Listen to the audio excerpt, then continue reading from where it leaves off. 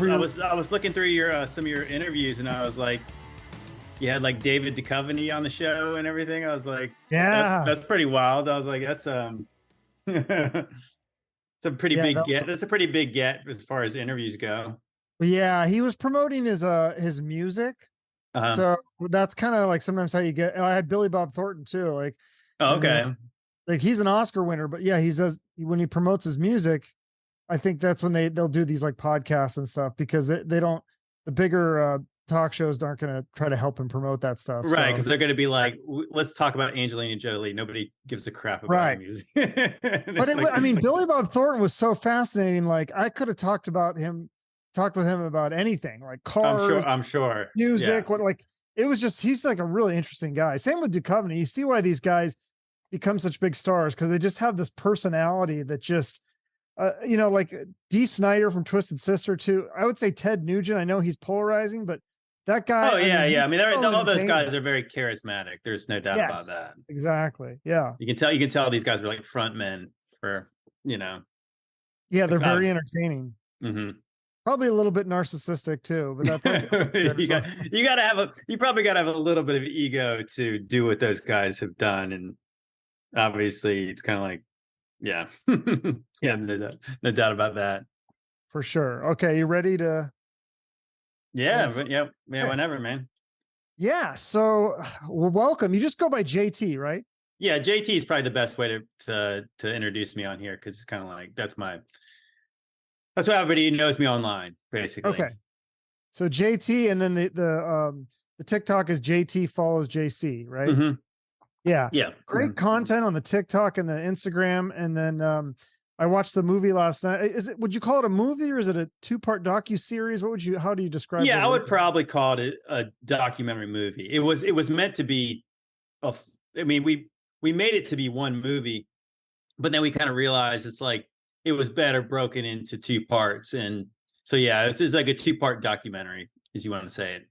Yeah. Ancient Angels is the name of it. It's kind of like your answer to Ancient Aliens. Absolutely, yeah. Yeah, that was Yeah. the goal. Did you watch Ancient Aliens or have you watched all that or some of that or? Well, I think when I was first waking up, like, well, before I woke up spiritually, I liked that show. I think I was like, I don't know what it was. It was just like, I think when it first came on, it wasn't like a full series. It was like, I think they released it as like a hour and a half long, I think, movie, kind of like maybe that was kind of their introduction. And I was pretty fascinated because I said, I always heard like in the periphery that like there's something strange about the pyramids, but like as somebody who didn't care about history class too much and just like, well, they look kind of easy to build. I mean, look at them, and they're just big triangles. It's like, what could be possibly be hard about that? Like, why would aliens need to do it? And then you're like, but then when they actually showed the details of like the stones, there's like, I think there's 2 million stones or 2.5 million stones in the Great Pyramid, and then they're 2.5 tons a piece, and then they're trying to, so then they're kind of clowning on like the mainstream narrative, and then they start showing pyramids all around the world, like things in Peru and just in Mexico, and you're like, wait a minute, this is sort of weird. Like these things are all over the place, and I think like that's what you like everybody knows about the Great Pyramids, but then when you start finding out there's megaliths everywhere, you're like, this is kind of intriguing. Like what does all this mean?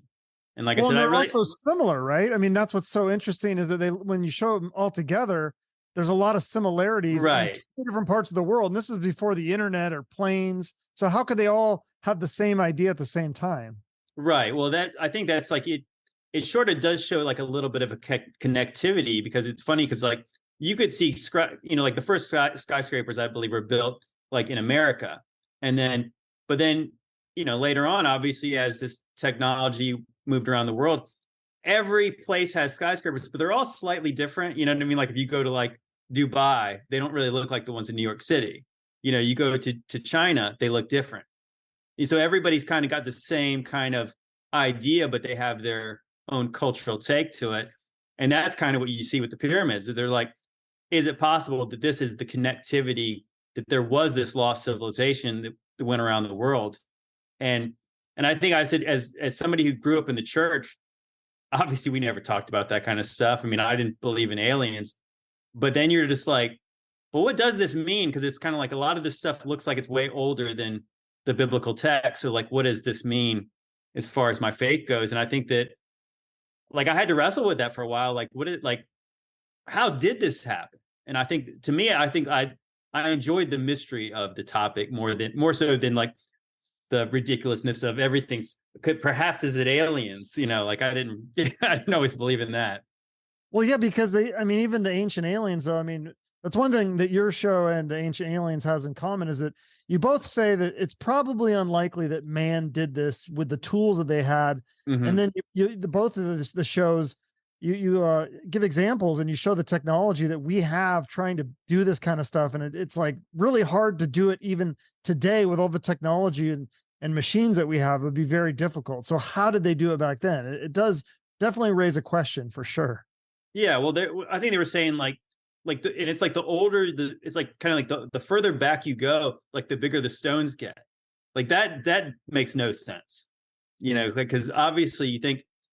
I was saying just imagine like everybody knows that show MacGyver. So MacGyver was really smart because he could make these complex little machines and things with barely anything. Okay, so it takes a smarter person to build things with less technology. Now you're talking about these people did things that we don't even know how they could do it. We don't even know how we could do it today. And they had no tools. So they weren't just smart. They were obviously very smart. Or maybe they did have tools and maybe they were real smart too. Because I mean, it's how would they lift those giant how big, what was some of the biggest stones? Was it a million pounds? I want to say that I can't remember. I know that there's this place in Lebanon called Baalbek. And they have the trilithon stones. And there's even like a stone that's in the quarry. And they estimate them to be like, I think one of them's like 1,400 tons, which I'm not even sure the math on it. It's over 1 million pounds though. There's several stones that are over 1 million pounds. And you're like, and it's funny because they're not flat on the ground either. They're elevated. So like, how would they possibly get that? And then, then there's a stone in the quarry that's still attached to the bedrock, but it's like cut out on on 3 sides. Same thing. There's in Egypt, there's an obelisk that's like absolutely massive, and it's cut on 3 sides, but it's still attached to the bedrock. And you're like, we would never do anything like that. Obviously, you would get a biggest stone as you could handle, and then you would go shape it later. I mean, they're shaping it in the ground. I mean, like it's bizarre. Well, I mean, it's bizarre. Things, with the Ancient Aliens, they talk about the cutting techniques, the crazy cutting techniques that would be very difficult to do back then, because it's difficult now. They said even with computers, they could maybe do it, but it wouldn't be perfect. And that's with computers. So how did they do these perfectly cut things? It was these boxes within a box. Unusual. Yeah, that's one of the crazier ones. I think it's called the Serapeum, and it's in Egypt. And they have these gigantic boxes. And I mean, they almost look like, I mean, they could be coffins of some type, but they're absolutely massive. I think they say like these boxes weigh like 70 tons, and then the lids weigh like 30 tons. And I said at one point, I was watching the show about it, and obviously they were trying to find out what was in them. So just think about this. Okay, so sometimes we say it would be hard even today. Well, I'm saying it's more than hard, because the funny thing about these tombs, that like these boxes, it's in this super confined space, and it's like, how did they get them in there? Like, it doesn't even make sense. It almost feels like somebody had to lift off the bed, like the layer of the ground, and then lower them in, because they don't look like they could maneuver them. And then so when modern archaeologists tried to get in them, they couldn't lift the lids, so they used dynamite to blow a hole in the boxes. And so you're like, okay, so who's the caveman here? The one person you couldn't get the lid off. I mean, they just couldn't lift the lid because probably it's too difficult in that confined space. But obviously, those people put them all in there. I mean, that's, like I said, it boggles the mind. I think and I've pushed back against that a little bit lately, because a lot of people say, yeah, that would be very difficult by today's standards. So it's like, it's more than difficult, because I'm not saying it's impossible, but I'm saying that many things they do, we don't do because we can't. Obviously, it's unfeasible, like financially. We don't have the craftsmen to do it. So it's like, so could we do those things today? I think there's many things that we can't, and the proof is that we don't. Because I said, because obviously, imagine if you could build your house out of these massive stones that don't need mortar, you'd probably do it because it looks awesome. And obviously it's built to last because these things have lasted thousands of years. But we don't. We use little bricks, and we stick them together with some kind of mud, and we're the smart ones. I don't know. Right. Well, and they said that if they did it by hand, the way they think that they did it, it would have taken how long? Like 20 years or something. And that's putting a stone in like 1 a second or something like that. Like if you do the math on it.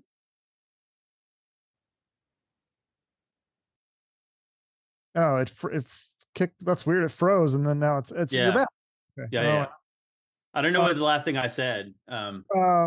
Well, I was just saying, if the math on how many stones, like I think they did the math, and they said if you put one of these stones in every second, it would take 20 years to get that many stones in. Like it was like talking about getting placing all the stones in the pyramid. And then I forgot how many millions of pounds it is. With, like I said, obviously you do the math. It's either 2 million or 2.5 million stones, and they average 2.5 tons a piece. And that's the average. So it's not like they're all the same size. So if you think about it too, like these things are like aligned like to the cardinal directions. Like some of them are like within like very small like margins of true north. And then just imagine you're taking stones that aren't the same size, and then you're making them level. Like you know how difficult that's like. It sounds. Obviously, I have a bit of a construction background. My family owns a small commercial construction business.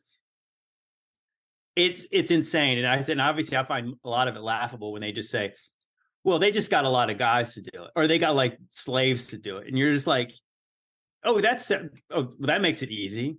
I'm just going to go like build the Empire State Building. I guess I could just go grab any 10 guys I want, and we'll just go get started."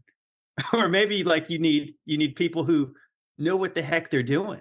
That's right. It's like I said, so boggles the mind where I think that some people don't even understand. Like, even if you think about like the logistics of like, okay, so you say you did get this massive amount of people. Well, you got to feed them too. You got to put them someplace, like, right. You got to get these things from the quarry. Any of the tools that the archaeologists think that if they did it by hand with man, did they find any remnants of these tools that they supposedly used to build it?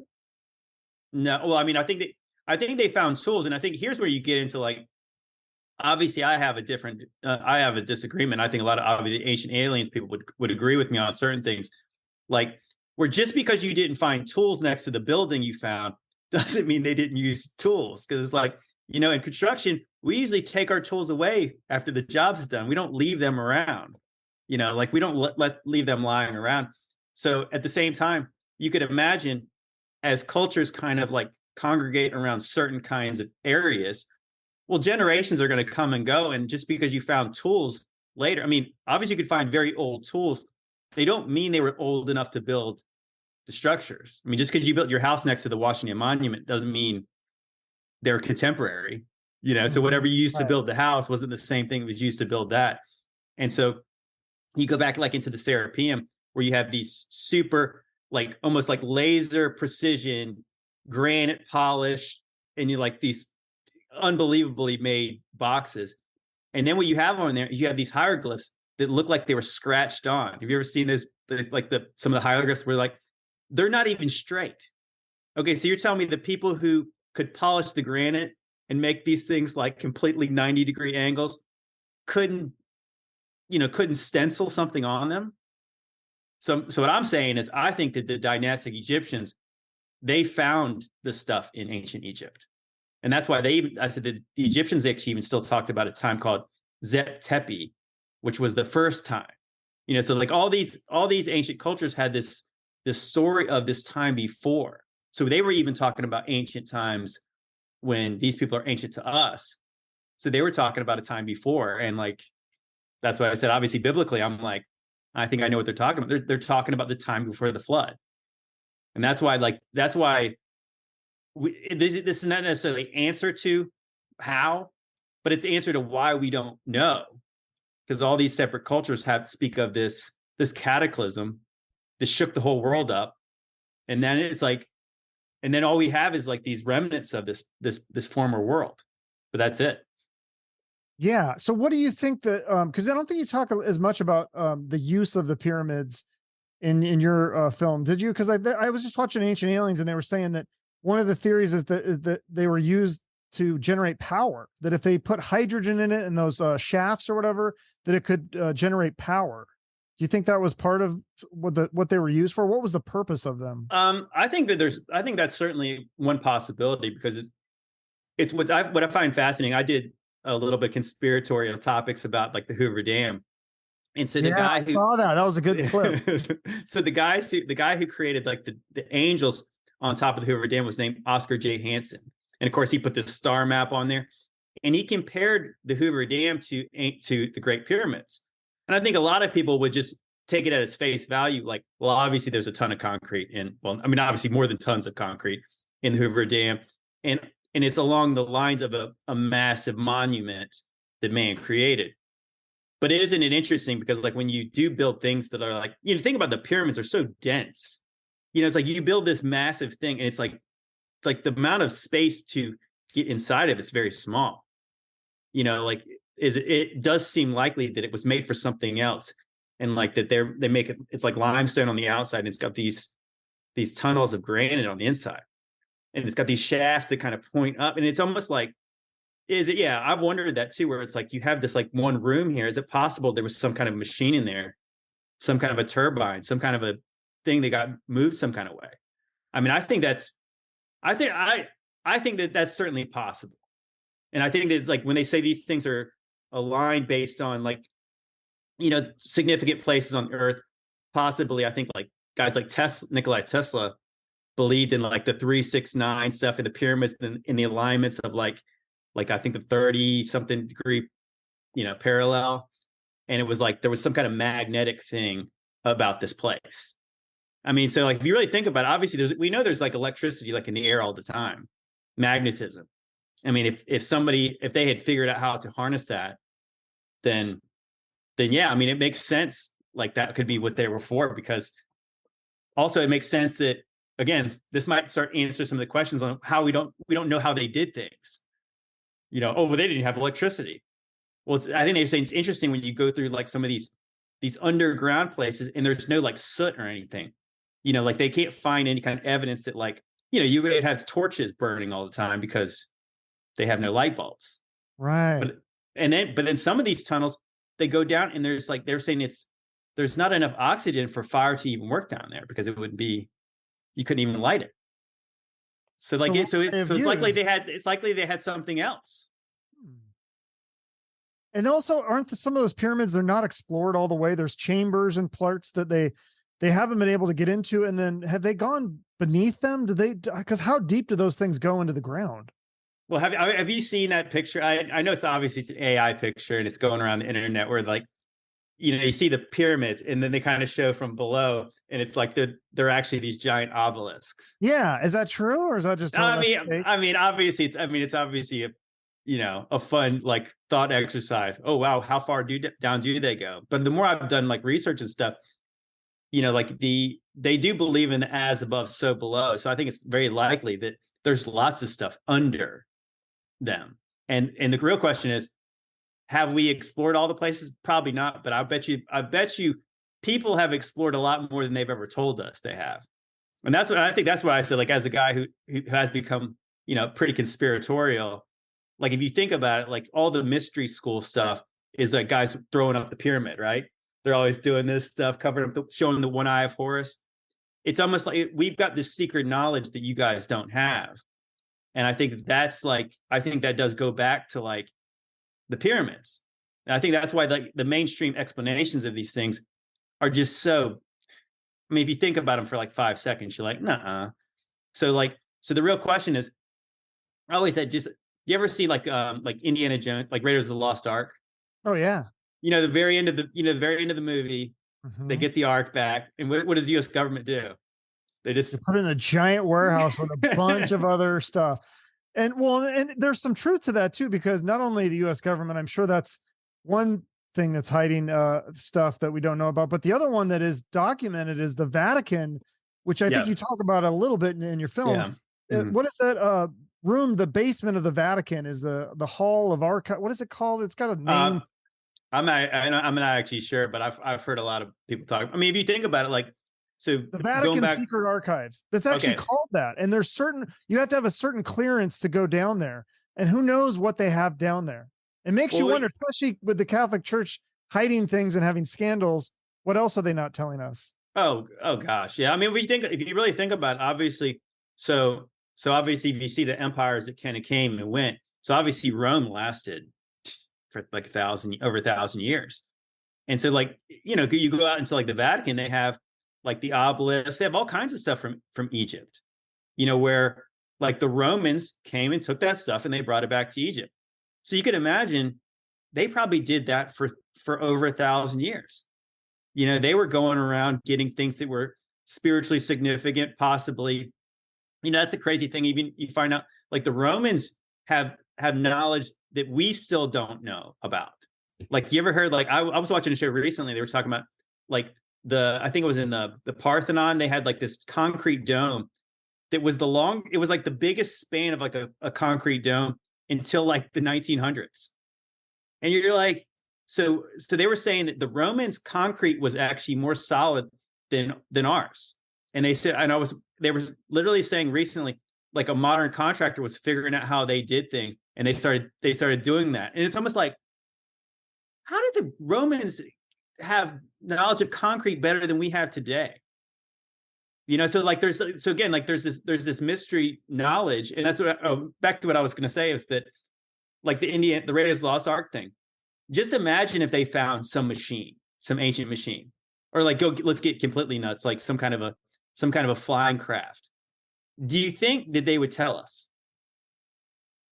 No, I don't trust the government at all. No, that's what I mean. I don't think they would tell us, because if you really think about it, if they found something like that, it would shatter every textbook you ever had.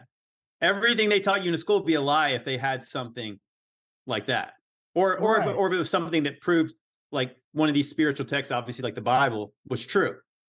Like that's why in that movie the ark is put up way. Oh no. Because obviously if the public knew about that, how much different would people act?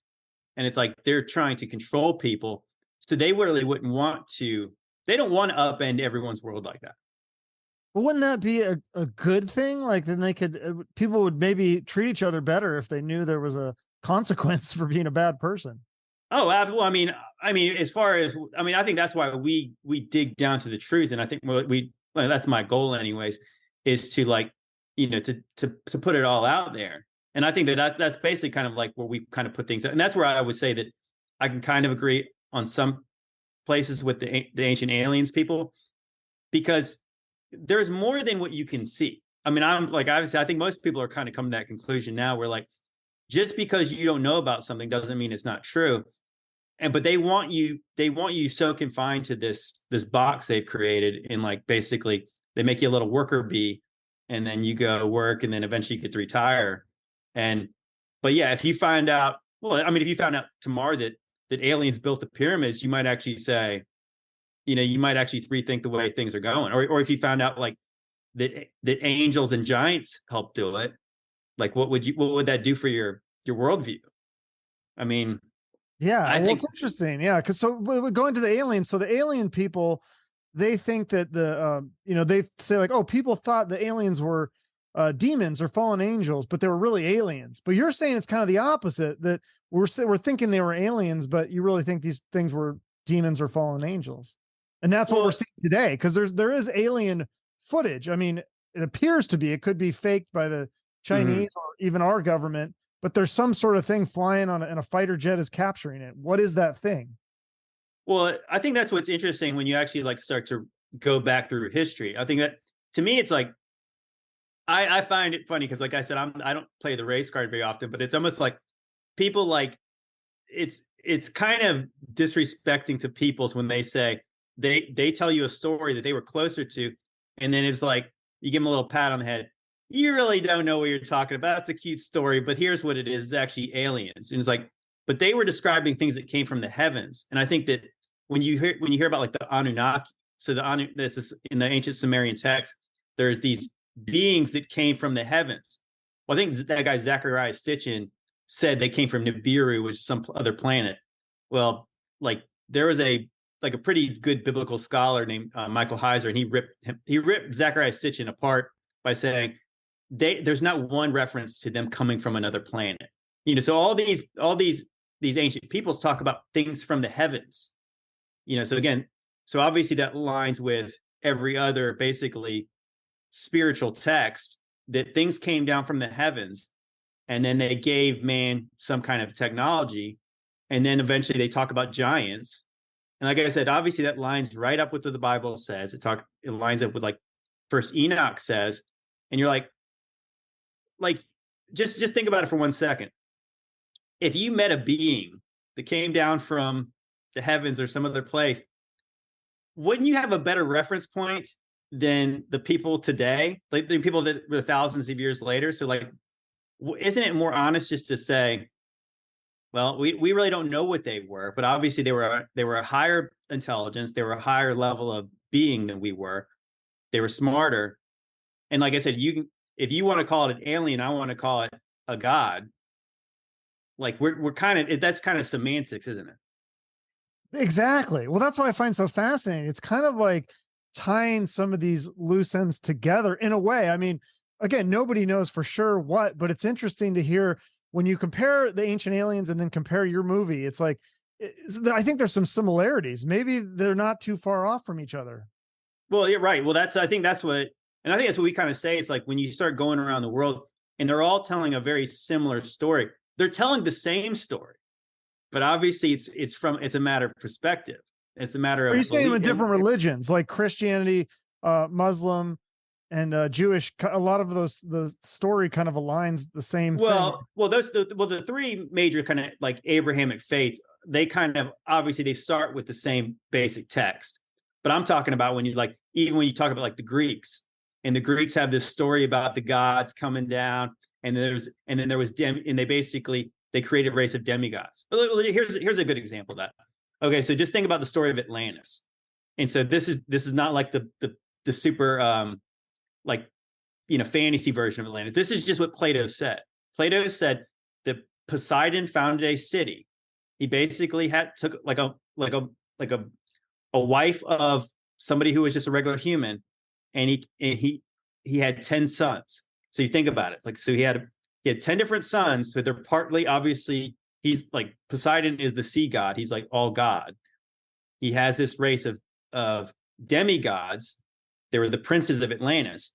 And so this place became very advanced, but that eventually, he said, the divine spirit dwindled in Atlantis and it became very corrupt. And then the other gods, I think Zeus and some of the other gods, decided it needed to be judged by a flood. And so you think about it, like that's literally like the story of what it says in right before the flood in Genesis 6, is that the sons of God came down and had wives of the daughters of men, and they bore children to them, and they were called the Nephilim. They were giants. They were the heroes of old, the men of renown. And so like that's literally the same story, where it's like these angels came down, they created a race of hybrids, and eventually they got very corrupt. And then God decided to start over again with people who were giants living with regular sized humans at the same time.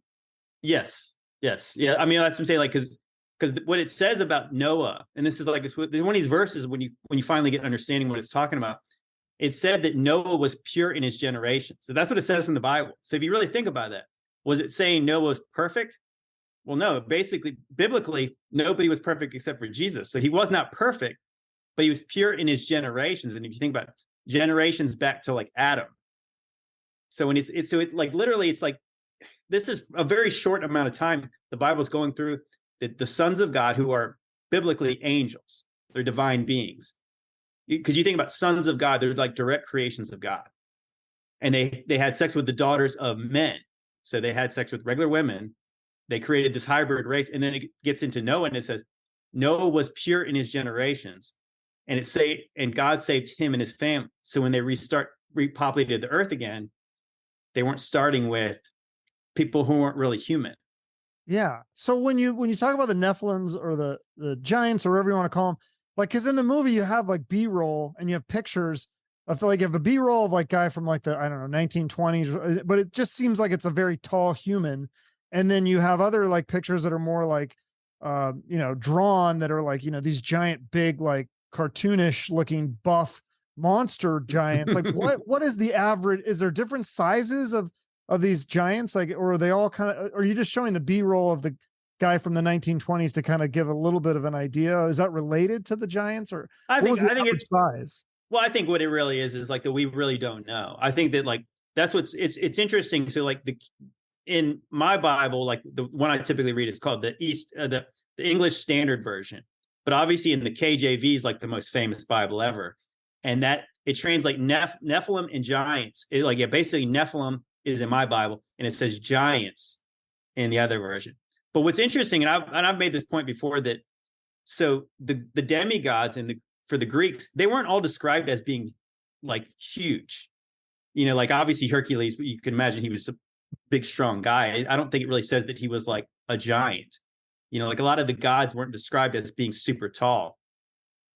But what I believe, and this is obviously this is a theory, was that before the flood, you could imagine there would be a lot more intermingling between in the book of Enoch, it gives more clarity to this.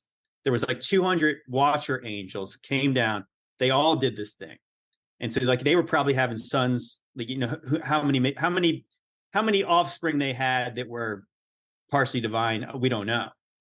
The Bible does say that it happened before and afterwards. I think likely it was there might have been a smaller incursion.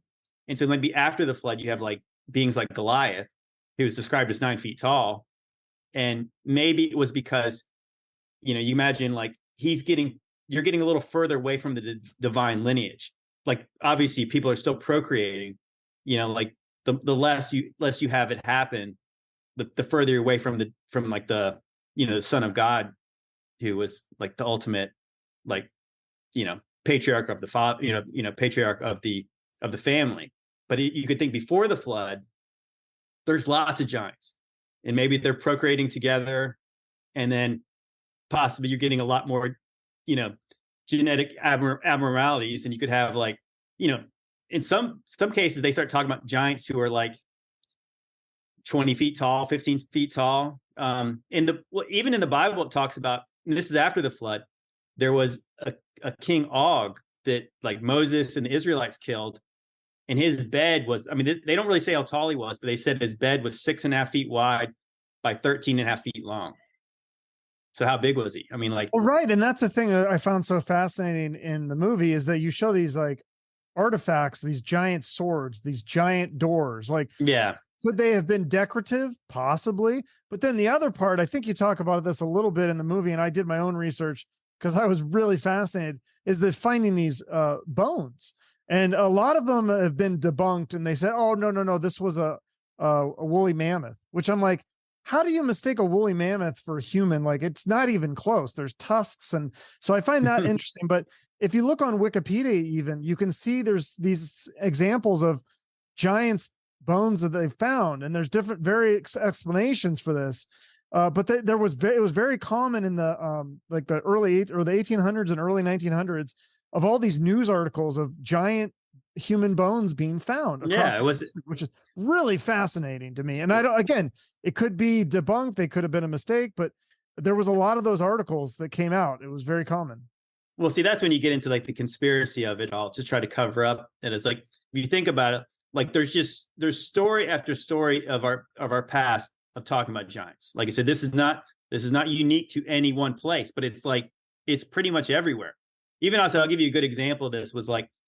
This was from like Graham Hancock. He's not Ancient Aliens, but he talks about lost civilizations.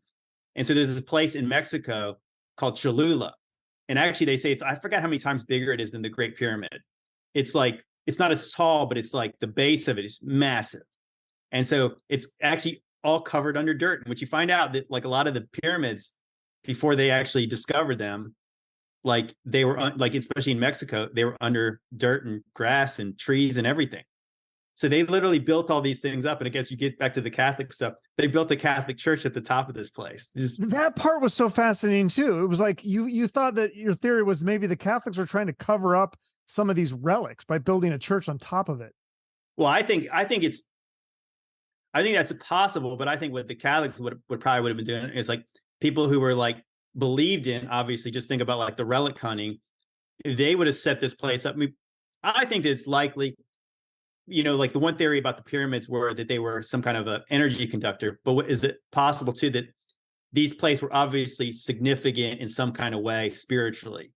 I've often, thought that it's possible that what pyramids kind of are, they're kind of man-made mountains. And if you think about like mountains are typically associated with certain deities. So if you imagine if you had a partially divine, part man, part angel, is it possible that he would build his own mountain, almost like a Nimrod situation, like a Tower of Babel, to ascend up and have my own mountain? But anyways, so it's interesting. So in the Graham Hancock was saying this, of course, and I said I find this laughable, is that he says, so the Aztecs don't take credit for building any of this stuff. They say giants did it.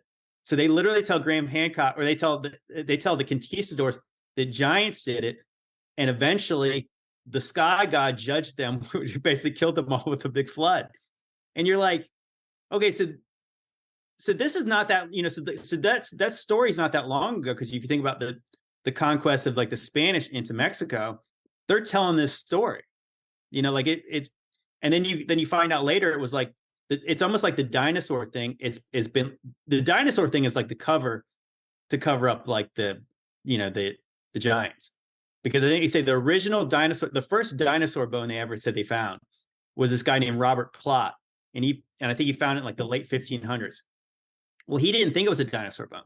At first, he hypothesized that it was an elephant that the Romans might have had someplace like around where they were, but then he thought it was a femur bone to an elephant. But he thought it was a little bit small. So his ultimate conclusion was that it was the femur of a giant humanoid. And then so years later, same Oxford University, one guy says, "Oh no, this is a dinosaur bone." And then but then the funny part is the bones, they don't have the bone anymore. It like went missing. And it's like a lot of the stuff with the Smithsonian where they say that there was giant bones. The Smithsonian goes in there, and now all of a sudden there's no evidence that the bones ever existed. So I mean, like I think that, because I saw some article that said the same thing, that somebody had shared an article that said that the Smithsonian had all these giant bones, and then they got rid of them and disappeared. And then it turned out the website that did the article was a hoax website. But then it made me think, like, well, what if they did have the bones and then they made this hoax website to trick you to think it was a hoax? Right. I don't know. I saw a great video about that recently where it was kind of like saying that, yes, like that's the Psy Op there, is to say, let's just say you see tons of like AI pictures and fake pictures of like a guy chiseling in the ground, and it's like a skeleton that's like look like about 30 feet long. Okay, so they flood the internet with a bunch of fake pictures. It's hard to tell which ones are real. Right. And then I don't know. And then it's like, and it's kind of like, you could think about like creating a straw man to knock that down and then to dismiss everything. It's kind of like imagine if somebody did see a real alien, and then they say, what they do is they create a straw man, but they bring some crazy person out there, and then they debunk that, and they'll say, all these people are kooks. Well, yeah, because the government recently came out and said that we do have evidence of aliens in a spaceship, and all the conspiracy theorists said, no, this is fake. Like now they don't believe them. It's funny. We're gonna take the other side of it no matter what. Well, it's interesting. I heard a very fascinating argument about that. Again, I was talking with this guy Michael Heiser. He was talking about like the Roswell stuff, and I guess they had some anniversary thing for the Roswell account. Anyways, the people were kind of poking holes in the government case, but it was like he was saying, like, I guess they had some kind of commander in the Air Force there, and it was in some kind of way that the commander was kind of like leading, kind of giving credibility to almost like fueling the fire a little bit, that there was something to it, when for years the government dismissed the UFO phenomenon fully. Right. What his hypothesis was, and I think this is mine, is that a lot of the UFO stuff, you think about it. So in World War II, a lot of the Allied pilots talked about Foo Fighters over like Germany. Like the Nazis had some kind of interesting tech, like were like these balls of light. You know, I don't think that we ever got an explanation what they were. But what we know happened after the war, Operation Paperclip. So like the Americans and the British and then the Russians, they were fighting for like the best Nazi scientists. So if they were creating like high tech things we don't know about, like the V2 rockets, and eventually like the stuff they said they did at NASA, is it possible that they took those scientists over here, they carried on their work, and it's almost like the UFO phenomenon is one of the best covers they could possibly have for we're working on top secret stuff we don't want people to know about. So like if you think about it, like if you and I don't really typically believe about we're not likely to believe in UFOs, or at least the kind we're presented with, like ET and all that stuff. If somebody says, "Hey, I saw a flying saucer," we'd probably all look like, "This guy hasn't taken his medication, has he?" But if you said, "I saw this jet," or if I saw this thing that the Navy was working on, like now the Navy's got a problem. They would rather you say it was a UFO. They'd rather you say it came from outer space, because then they could say, "Yeah, it probably did." Meanwhile, it's like put the sheet back over the thing. It's like a great cover story for they've got stuff they don't want you to know about. So well, I mean, again, it's like well, it's interesting because you bring up the Nazis, and the Nazis had such a fascination with the occult. Was that just like a hobby? It's just they found it interesting, or were they somehow harnessing some sort of energy or demons or whatever to use this technology or to do something to win all these? I mean, they won a lot of the battles. They ended up losing the war, obviously, but oh no, yeah, there's no question about it. As I was saying, like it's funny because it goes back to like Raiders of the Lost Ark, that they're looking for these relics because they believed that there was some kind of power to these things. So it's kind of like, put it this way, like obviously I got my Jesus shirt on, like I don't stop being a Christian when I go do my regular job. Obviously not everything is about like I can't separate that from who I am or what you believe. So obviously if these things if they're looking for weapons, if they're looking for like basically like bloodlines to create a superior race, like we're told that they did that because they were being racist. I mean, I'm not saying they weren't evil. I'm not saying they weren't racist, but if you think about it, I think it comes back down to like, you think on their SS uniform, I think sometimes they had like images of Thor on there. And then you think about it, they're going through all these, like they're finding these relics. And like I said, that stuff was real. Like the Germans, I think in the late 20th century or the turn of the century, they took the altar to Pergamum, the altar to Zeus from Pergamum, Turkey, apart piece by piece, and put it together in a museum in Berlin. So the Bible talks about this place, and it calls it the throne of Satan in the book of Revelation. And then so you think about it, so they're trying to like create this Third Reich that has all this basic, it's almost like it looks like a recreated Rome. They're building these things. So like I think like Heinrich Himmler, when they basically took him down, they found out where his like hideout was in this I think in this kind of castle in Austria. There was 13,000 occult books in that thing. He was nuts. He was so scary nuts. Well, I mean, they were obviously evil, but I mean, I guess I'm saying like this is who they were. I mean, I think that's the thing. Yeah. It's like you don't separate that from like that's their ideology. And the funny thing is like, so everyone talks about the Aryan race. So what we perceive it, or at least we're told it was, the Aryan race is blonde-haired, blue eyes, white people. Well, the Aryans were a real people. The Aryans, but they weren't white. The Aryans, you think about like in Hindu, like the Hindu mythologies, you have these people over in India. And then you think about, so like even like they were trying to get, like they were saying, I'm sure a lot of people know this, that the Nazis were looking for the Aryans in Tibet. Well, those people aren't white. Well, what if they said, you see these Hindu stories, they're showing like blue people. What they're showing is these people that are partially gods. They're almost like, if you think about like the Hindu stuff, that's where James Cameron got like the idea for like Avatar. These blue gods who are obviously tall, really tall. Isn't it funny? It's like, so that's, yeah. I think that's what the Nazis were trying to tap into was, if there was this right, if you could find the bloodlines of these partially divine people, you would have a master race. It's not like, Interesting. it's not necessary, so obviously not saying I'm saying it is evil, but it's not an evil in the way that people would think it was. We're just like, they just didn't like the way somebody's skin looked. And they were looking for something. They didn't like the way they were looking for different blood than Different we got. DNA even. Yes. Even so, then you even have like that stuff hasn't stopped. Even like there was, I know in some of the WikiLeaks dumps, they said Hillary Clinton was talking about the tomb of Gilgamesh.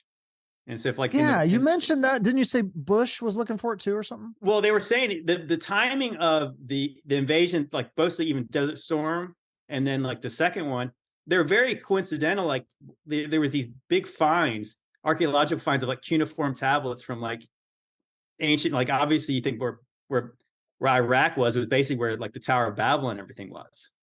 And it's like, so they find these things and all of a sudden there's this invasion force. It's what's real fascinating is they were saying if you did like strategically, when we went into Iraq the second time, obviously besides the fact that it was such a botched thing, it made no sense that we went in there, instead of destroying their army, we did like a beeline to Baghdad. And then they had this massive raid on like basically the museum in Baghdad got looted. And they said, even one of our generals said the people, it was like an inside job. People knew what they were looking for because they left a lot of the fake stuff. And you're like, what did they find? So if you think about it, like the tomb of Gilgamesh, like the mythology is about Gilgamesh, he was like 17 feet tall. So if they thought they found his tomb, my question would be, well, how big was it?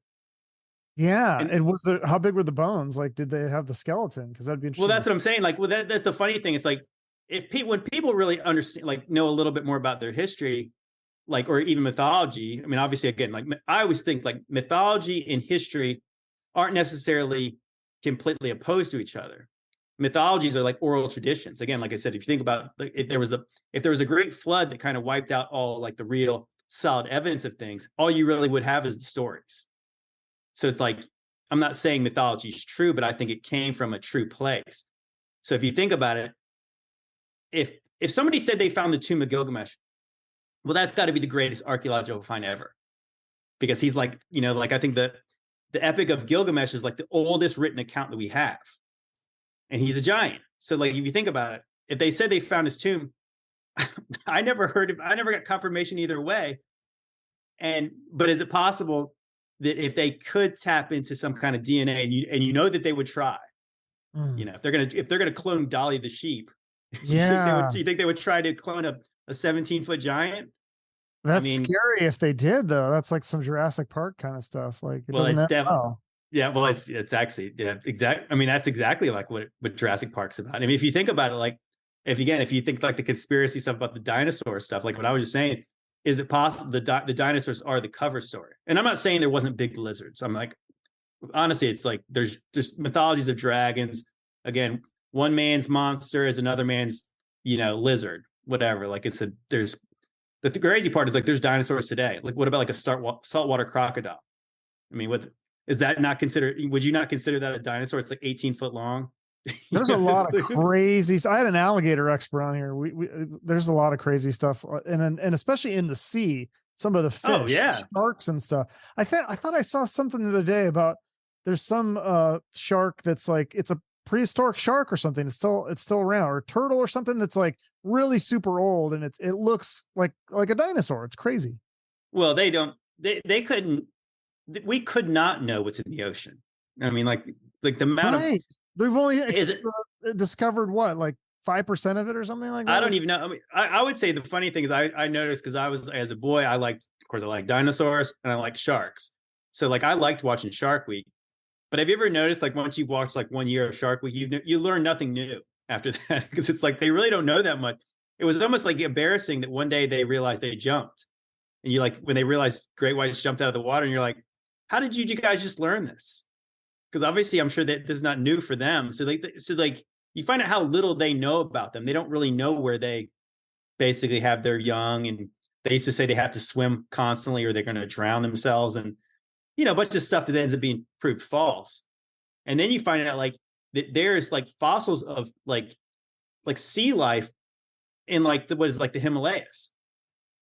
So if you really think about it, when you find out that the bones they find that are the dinosaur bones, well, just because you found one leg, you found like one femur bone, and then you found another head some other place, you can't really just put them together and say, this is a blah, blah, blah saurus. It's like, what you're really saying is like, we don't really know what these things, we knew there was big, scary things that died. And yeah, to me, so like the story of Jurassic Park, is it possible that that was an allegory about something else of them like finding those things? You think the timing of that movie is kind of right around the same range too? That's interesting. And then the other thing that I find so fascinating too is Antarctica, because there's all these conspiracy theories about what's going on over there. And Oh like, yeah, it's yeah. not, I mean, that's not a place where everybody has a cell phone and can take pictures and Snapchat it or whatever. Like it's kind of a mystery. I mean, maybe it's nothing, maybe it's just a bunch of penguins and ice, but I mean, there's definitely, I know that the Nazis had a base Yeah. there, right? Well, they talk. I mean, that's one of the things that there's some of the crazy stories about Admiral Byrd going down there and like saying all the crazy stuff. And then there's a diary that he said that he had, and I don't know how legit that is, but he talks about flying saucers and Nazis and the master race of the world and I mean, like absolutely bonkers stuff. Now what I find interesting is there was an interview with Admiral Byrd on some kind of like, on TV, and he was talking about that there was an unexplored area like in the South that was bigger than all of the United States. And he was talking about how it was like rich in like resources, like possibly uranium. Okay, so like what I find interesting, like why did all the main governments of the world come into some kind of treaty where they weren't going to do X, Y, and Z there? And don't even tell me it was because of global warming or anything, because obviously we know back in the day, those guys didn't care anything about the environment. Like, why wouldn't the strongest countries just go get all the resources they wanted down there? So I do think that like that raises questions in my mind, like that if we don't trust those governments, what could they all agree on back around World War II time? I mean, obviously the Soviets in the United States didn't see eye to eye for a long time. So like they could see eye to eye about Antarctica. I mean, like that. It's so interesting. There's a lot of questions. And the real question is like, or the real truth is that we could never know. It's like you and I could just charter a big boat or like a plane and go fly down there because they don't let you. Well, and even if you do, I had a guy on, a music producer, that he said he's been to Antarctica twice, but what part do they take you to? And they don't let you just go off on your own and explore. No, and even if you could, it's kind of like, where would you know where to go? I don't want to go. I don't want to. I mean, I don't think most people don't really like the cold all that much. No. Like, some cold unexplored place. I mean, it's like, but it is interesting. Again, like you have like the mythologies about like the hollow earth and all that kind of stuff. Like there's holes at the poles, like people believe in. And I think that's what's interesting when you get into like the alien phenomenon is like, if you really think about it, if something came out of the earth, that would be alien to us. And if you think about it, the grays are always shown with like these gigantic eyes, almost like they come from some place that there's not as much light. So have you noticed that, like, probably when we were growing up, they were always talking about space aliens. They don't really ever call them that anymore. Like Martians, they don't really call them that either. So now they start talking about interdimensional aliens. And again, like, it's funny, like the alien phenomenon, it's like, you don't ever really hear that somebody says, I saw this craft fly down. It's like, it's already here. Yeah, so like it's coming from interdimensional. That's a good point. It does seem like it. They always say that, like it just like appears and then disappears, or it just appears suddenly. It's never. It usually doesn't fly away and then get smaller. Yeah, it's already here. And if you think about it again, like it's like another movie thing is like another James Cameron one. Interestingly enough, did you ever see that movie, The Abyss? Like, a long time ago. Yeah, I can barely remember it, but I just remember the end of it. Sorry, spoilers, guys. At the end of the movie, The Abyss, obviously they're underwater the whole time. Eventually, like the water dries up and there's this weird alien like ship down there. And it's like, again, you think about like we just said, there's things in the ocean we could never know what's down there. Then you have the weird mythologies of like not only is Atlantis like sunken, but it's like actually there's some kind of dome down there where like the Atlanteans live. I mean, I don't believe that stuff, but I mean, it's interesting. And then you just think about like, is it possible something could come from the deep, from out of the ocean that we wouldn't know about? And the truth is, like, how could we know? Exactly. There's so many things like that. What about the thing that's going on right now with like Israel and Palestine and Jerusalem, the Holy Land? Like, what is so special? I just never understood that. I guess I haven't done that deep of research into that whole thing, but why is that land so sacred? And I know they talk about it in the Bible and stuff. It's like people are willing to die for this. Because if I was living there, I would just be like, you know what? Take my house. I'm getting out of here. Like, I don't want to die for a piece of dirt. That doesn't make sense to me. I mean, I would say that outside of, and of course, like I said, they don't, most people, you never get them to admit this, outside of the Bible being true, why would that place be significant at all?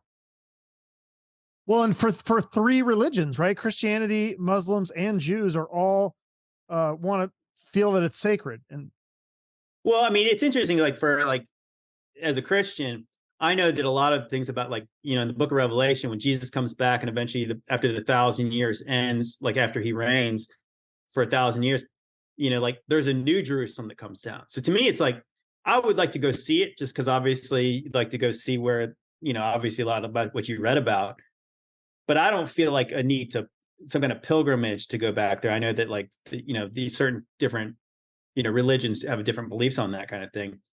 But I think it has to have some kind of major significance to it. Because I think what's interesting in the Bible, again, you go back to the giants topic, like people have speculated this. Is it possible that there was some kind of connection to the Garden of Eden where that was? Because what I find interesting is like, so God wipes out the giants and basically all the wicked with the great flood. And eventually God promises Abraham, like basically like his descendants are going to be basically be like the stars and the sands of this, sands of the sea. And eventually there's going to be like this eternal kingdom coming from it. So he promises, it's basically he tells him to go into Canaan. And eventually there's the promise, obviously leading the Israelites back out of Canaan to the promised land. And so when they go to the promised land, there's all these fortified cities and they're all filled with giants. Like biblically, this is what it says. And so they go in and kill all the giants out of there. And eventually they take the city. And there's significance about like where the temple was basically that's where Abraham was going to sacrifice Isaac when God stopped him.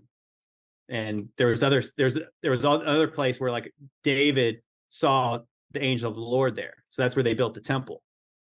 So there's something about this land. And I think there was that guy, I keep on referring to Michael Heiser. And if you guys, I read the book called the Unseen Realm, and he starts talking about like cosmic geography, where like these gods were like aligned to these certain places. So again, like as I was saying, like you think about like, why did they build pyramids in certain places? Well, it could be about magnetism, it could be about energy, but obviously it could be that, and it could be there's a reason that there's energy there. Is it possible that there's a spiritual significance that we don't understand, and the people who do understand would never tell you? Yeah, and doesn't it say too in the Bible that Jesus returns? There's like some steps or something in Jerusalem, but then like I heard something like they put like a graveyard on that spot so that he can't walk on it, or what is the I haven't heard that, but I know that some of the prophecies when the day of the Lord comes and Jesus returns, he puts his feet down on the Mount of Olives. That's where he'll like, that's where the prophecy said that's where his feet will touch the ground. And then obviously we know like the Mount Zion, where it's like that's where the temple was. It's not like quite like a huge mountain, but that's where the temple will be. So like that's basically where he'll reign. So I mean, but like I said, it's interesting if you think about it. Like, so it's just it's a strange thing that like they had to carve this place back out. Like the Western countries decided to do this, and of course, it is interesting, like how much upheaval that's created in this place, where people wonder, are they really the people who belong in that land? Are they really not? And you get in trouble by even asking that question. But like obviously the people a lot of people in the Middle East don't think they belong there. And I mean, this is not obviously, I don't think it's about racism. I think it's about like, it's more about geopolitics than it is about race and religion. And I don't think actually, I think it has less to do with religion than people realize. Oh, okay. Because I thought that was to me, I'm just like, I don't get it. Like, if I can understand if this was like the most beautiful land and there was waterfalls and, like mountains, and you're just like, okay, like we really want this land, but it seems like it's just like a pile of dirt in like the desert. So there must be some other, that's what I'm thinking. There must be some sort of, obviously it is the Holy Land, religious significance to fight over this. I would be like, I'm out of here. Like, I don't want to die for this. Well, right. Yeah. Why aren't they fighting over like Switzerland the whole time? But there's no, that place is neutral. Like, that's what I'm saying. Like there's certain parts of Europe where like, why aren't they fighting over that? Yeah. But it's like, I wonder if there's other things that in the city of Jerusalem that are being protected. Isn't there, like, isn't that kind of the conspiracy theories that there's sacraments and like the Ark and all these things, the Holy Grail is under this? I heard there's a people who want to build a third temple. Like there's this group that has always wanted to build another temple. So obviously the first temple was destroyed by Babylon, and I'm not sure exactly what the year was. And then the next temple was, the temple was rebuilt and it was destroyed by the Romans in 70 AD. So people want to build another temple. What's fascinating, again, like you go back almost like to the Nazis and the relic hunting. Well, that's not a new thing. Like the Knights Templar, that's what they were doing. And if you guys are familiar with Lord of the Rings, like I guess it was the dwarves in that they mined and they dug down into the earth and they were looking for things. And it's interesting, like in the first one, they talk about they dug too deep and they discovered like this demon down there. Well, the place in the Lord of the Rings, it was called the Mines of Moria. Well, it just so happens where the temple was called was Mount Moria. So like, again, like these, like, it's funny, like the stuff in the movies is actually not, these people are not as creative as you think. They're taking real stories and they're adapting. And why is that? Like when you talked about the Hoover Dam, like I watched that clip and it was so interesting. Yeah. Cause there's like this angel and this compass and there's a pyramid and it points to the word, what was it? Thuban or something? Thuban. Yeah, Thuban. Thuban, which means large serpent dragon, and is like Freemason compass. There's a weird plaque. There's some weird stuff on that. I never noticed that. Like, why is that there? It is odd. It makes you think. Like, is it just these people were fans of history or what? I don't get it. Well, what I found very interesting about that. So there's a star map that denotes when the dam was dedicated on there. That actually, like again, if you think about like the alignments of things in the constellations. That's how you could really align things to actually give you dates. And that's why, like, you could say that people could speculate when the pyramids were built based on what certain constellations were, where they were. Well, what I find fascinating is how much money it must have cost to put those angels up, put that star up. It had to take some sleuthing for people to figure out what the star map meant because the government never said. So like literally that's not, you won't find that kind of information on your website. Like I actually went to Graham Hancock's website and he's the one who used some of his, I guess his knowledge to figure out that it was based on the time that the dam was dedicated. And again, it's funny because numbers, obviously in numerology to people who are in these mystery schools, obviously there's significance to that. It was dedicated in 1936 at 9:30 a.m. on 9:30, so on September 30th. So you have like all those numbers, repeating numbers, not 9:30, 9:30, 1936. And you're like, the fascinating part is the dam was not even finished then. They dedicated it then, and it still wasn't done yet. And they didn't even turn it on that day. Like, so what did that even mean? So what do you think it means? It means something to somebody. Again, it's funny. Like when you deal with the mystery schools, it's like you have people like, imagine like, just think of like Freemasonry. Like, well, there's obviously levels of that. There's people in the club that don't know. And then there's people in the club that won't tell you. So that's my theory with the Freemasons, because I went down that rabbit hole and I was looking at all these videos and these people were telling you about the initiation. And I'm like, yeah, but I think these low level Freemasons, they're not seeing the real crazy Mm. stuff. They're just seeing like the very basic. It's the people at the top that see all the, like, I'm thinking there's like an Eyes Wide Shut stuff. Did you That's see that definitely movie? real. That's That's gotta be real, right? that's absolutely real. I mean, I think that's the thing. Like, there's pictures of like, actually, we were just talking about the other day. We are talking about the history of Halloween and like the masks and stuff, and like, they like, it's not like Stanley Kubrick just made this stuff up. Like, you can see like the Rothschilds and people like that through these balls where they're wearing these these super weird animal masks. I mean, just think about like, did you Yeah, guys and ever that's the did you other ever see thing. that did you ever see that show True Detective? Like Yeah. the first season's real good. It's real dark though, with Matthew McConaughey and Woody Harrelson. Yes. And of course, they're doing this weird stuff where everyone's wearing like the deer mask and the antler stuff, and like they create this ritualistic thing with like the woman who's dead with the antlers.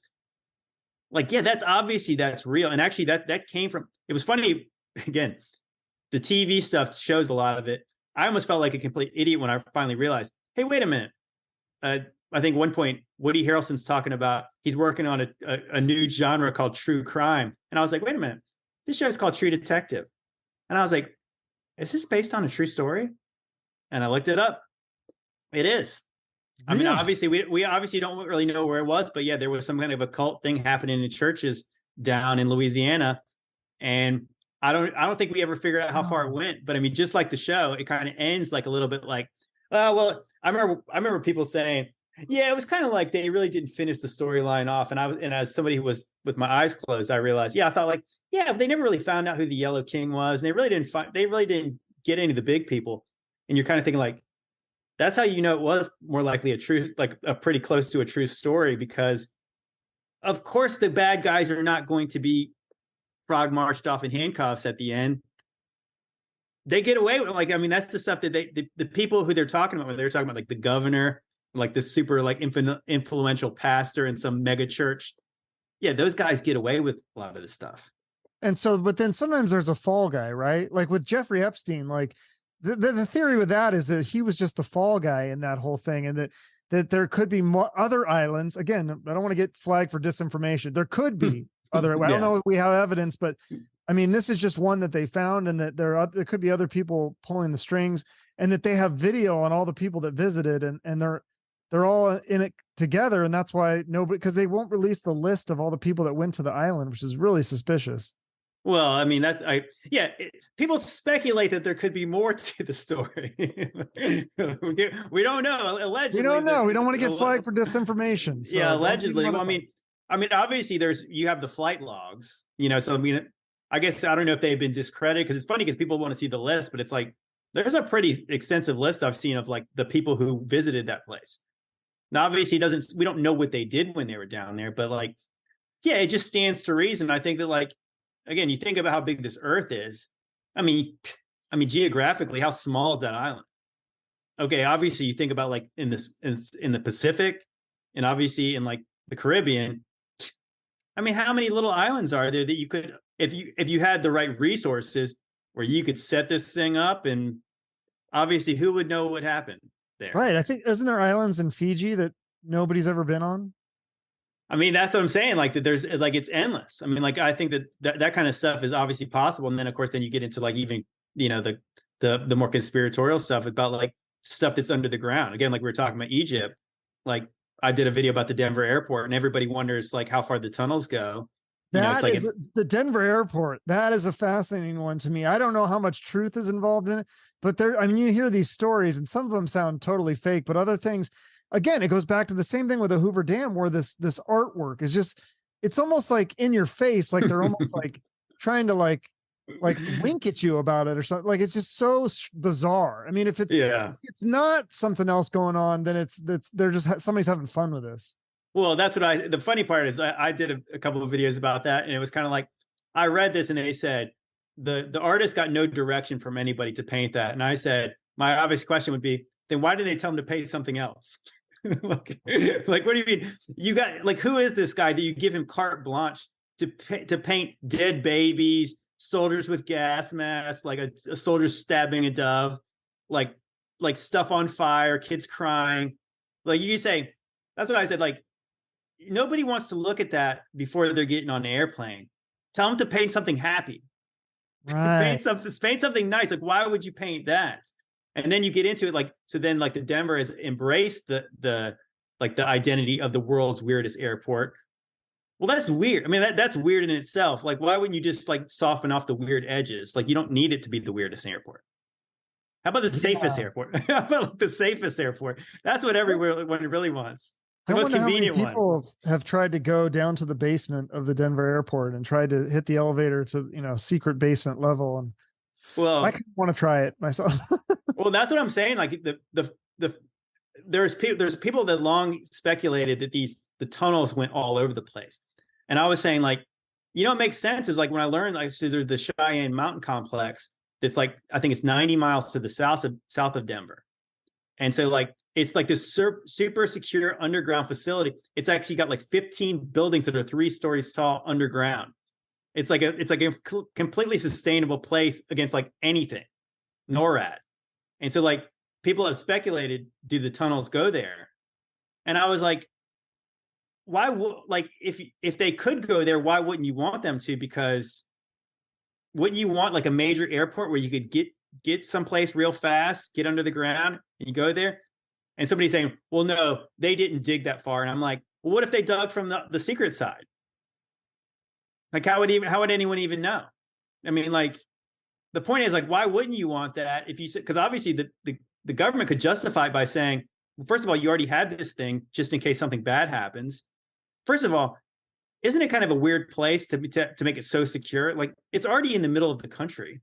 Is it really that vulnerable to attacks? Like, it's under a mountain in Denver or in Colorado. Right. Like, so why do you need all that underground stuff there? So that begs the question, like, what do you think's happening in Area 51? Do you think that because, I mean, if you're more of the biblical approach than opposed to the aliens, what are they doing in their Area 51? Is that just, I mean, could that be some occult stuff going on there too? I think that's the thing. And that's what, and my belief is that again, like if these Nazis were the ones who were really into like all the real high tech rockets and stuff, they were doing some of the most wicked things, like experimenting on people. Obviously, like everybody knows about the Holocaust, and you think about like that. This is what people get a skewed view about this, probably because they want to believe the best of our government. That they didn't take the bad Nazis; they only took like the ones that really weren't that bad. But these guys are the ones who are running the work camps, creating the things. And if you think about it, they would use who was useful until they weren't, and then what would happen to them? So obviously they would use slave labor to build their things, or probably, and then obviously they would kill them afterwards. It's no different. I'm sure at the end of the war they killed everybody anyway. So like they weren't. And so these guys go over here. And so again, if these Nazis were all into the occult, well, you find out a lot of times it's like, isn't it interesting how like science involves math? Well, the occult involves numerology. And they both involve geometry. Like one's sacred geometry, other one's just math. Don't worry, it's like it's not anything bad. Well, how much do the two kind of merge at some point of what they're actually trying to do? So this is speculation. Like a lot of Christians will just say aliens are demons. Well, I was saying, like, biblically, I say I can make this case that angels are aliens because they're not from Earth.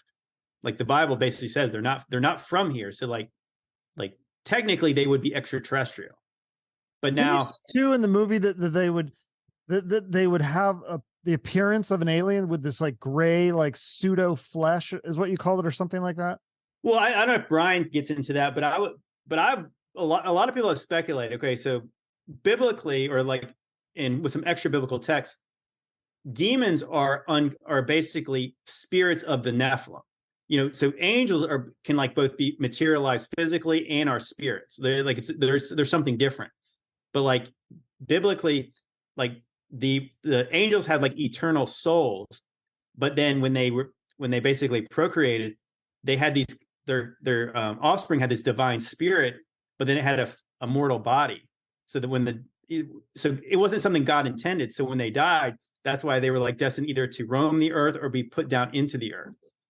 So people have wondered, like, is it possible that the demons could could be like, obviously if a demon appeared, it would still be just be a spirit. But is it possible through some kind of mad science? Like even think of a Frankenstein situation. Is it possible they could create some kind of a flesh suit, basically? So this Flesh suit. Yeah, that's what they call. That's so. Yeah, I mean, is it possible? And I'm saying, like, I don't know. I mean, it does seem like it does. I'll put it this way: that the more I've kind of researched things, I've obviously been more open-minded about. I don't believe that everybody who sees something is hallucinating. I don't, at this point, like, you can really think about it. If only one person's telling the truth out of all of the millions of people probably said they've seen stuff like that, well, it busts the paradigm. Then it's all true if one person has seen something. And so, like, I'm wondering, like, again, like, there's either things in the earth that we don't know about, again, which would be alien to us. Again, we haven't even found they find like new mammals every day. So, like, is there possibly some kind of somewhat intelligent animal, or is it possible that they are like creating little bodies for and it's funny because it's almost like that's how they would probably look at some kind of weird androgynous looking thing. It doesn't look like it belongs, because maybe they are like doing weird experiments in Roswell, possibly. But and also some of these spirits could be inhabiting humans, right? Isn't that like what Exorcism and that the guy in your movie? He's an exorcist. Oh yeah, he casts out demons. Yeah, mm-hmm. Yeah, because that movie. I mean, it's interesting that movie is one of the scariest movies of all time. If all that stuff is total BS, how can it be that scary to people? And I'm told that that movie is based on a true story. It was actually a boy, not a girl. And from what I read, it was like a thing where, well, they think the kid like was just shaking the bed and stuff, but they were saying objects were like flying off the dresser. So unless he had like an object on a string or something, like it seems like it's almost hard to fake that, in my opinion. The last thing you said, I guess we were talking about the Exorcist. About the Exorcist, yeah, because that's supposedly is based on a true story, but it was technically a boy. But they said, like, multiple people, these are like psychologists and things that went in and observed objects flying and stuff. But then they said, no, they think that maybe he was, shaking the bed and stuff. But I don't think you can shake, objects off a dresser and things like that. So well, no, I mean, it's very, well, I mean, that's what I'm saying. Like, what's interesting is, again, like when you find out, like say, like the UFO phenomena, or at least as far as the alien phenomena, is new. And that's why I tried to like kind of like say that the ancient aliens people have tried to write aliens back into our history, but people don't talk about aliens and alien abductions until very recently. So it's kind of like what they used to call them was, they were talking about like weird spiritual beings like fairies and like gnomes and weird, like weird like leprechauns and stuff, like just strange things that saying like that snatch children away.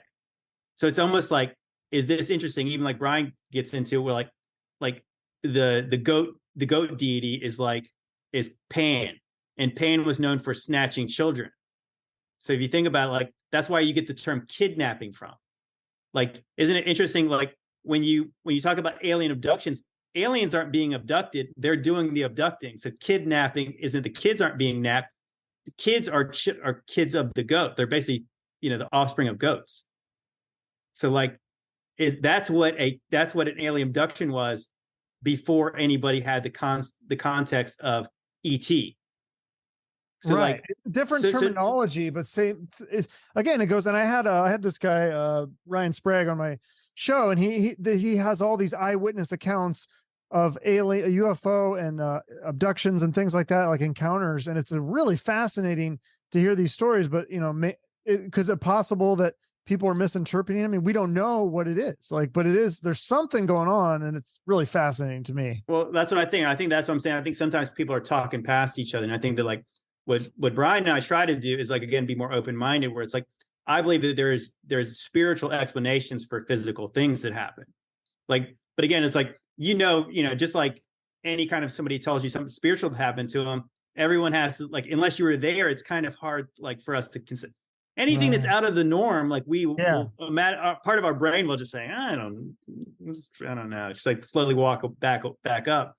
But obviously there's too many of these things on both sides for it to all be BS. Well, and I think the third explanation is that it's the government screwing with people. Like, have you ever heard of Project Bluebeam? Oh yeah, oh yeah, That is oh yeah. so weird to me. I mean, it's not really talked about, and then of course it's debunked that it's a hoax. But I mean, is it possible that the government would have this like thing that they could project images? I mean, because they did it with was it Tupac or whatever? Like they had like a hologram of Tupac. So what's to say they could have a hologram of an alien or a demon or a ghost or giant Jesus or whatever? I mean, it's well, I mean, like literally, because this is the funny thing. Like when you become like go down the rabbit hole, you start looking at some of these old Freedom of Information Acts from like the CIA.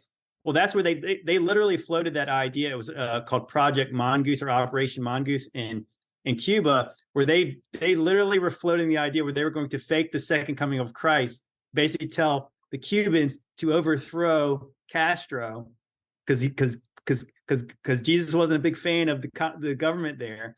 Like they literally talked about doing that. That's crazy. I think they were using. I have to Google that one. I wasn't aware of that. Yeah, I'll have to send you the information on that. Yeah, there was a guy.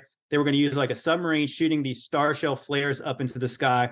They were going to use like a projector and whatever else, and they were going to do this. And like, so like when people say, no way, they literally talked about it. I mean, that's not a theory anymore. That's literally in, like that's a government document that they talk about doing it. Well, that's so what I wonder. Where does this stuff all connect? Like, I think it connects where, like, again, so if you think about it, like one man's science is the next man's magic. Like, obviously, some of these things are just like an explanation. It's science when you can explain it, but it's magic when you don't understand it. So, like, yeah. Sorry, go on. No, what I was going to say is, so when you think about, like, again, the Operation Paperclip stuff, well, we know that the Nazi scientists were working on all kinds of high tech. Well, they were doing lots of other stuff genetically too. Like, so, and then you get into the MK Ultra stuff where like they're really screwing with people. And so this is what I've always wondered, like, again, they're getting people to trip out. They're trying to implant memories in people. They're trying to make them controllable. And not everyone's susceptible to this mind control.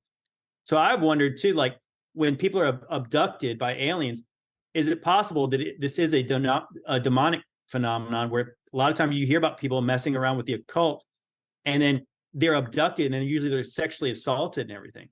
Well, here's again. So if you think about the story of the Exorcist, you wonder how much, if like the story like that, how much does the kid remember of what happened? Like imagine if you were possessed by something and you were basically used as a puppet. Right. Well, you woke up basically all like, bruised up and naked someplace. And you would say, like, imagine if you had false memories implanted in you, like you would remember it a different way. And obviously think about how wicked that is. It's like just very similar to like, I saw a flying saucer. Everyone's going to think you're crazy. You had some very real thing happen to you and you can't really explain it. You've only got these kind of like vague images. You just know that it was real, but you can't really explain it. Is it possible that the government would allow somebody to say, oh yeah, that nut was abducted by aliens, when it's like, so you think it's possible that again, this is all just speculation, but it's possible the government knows what's going on and just isn't telling people?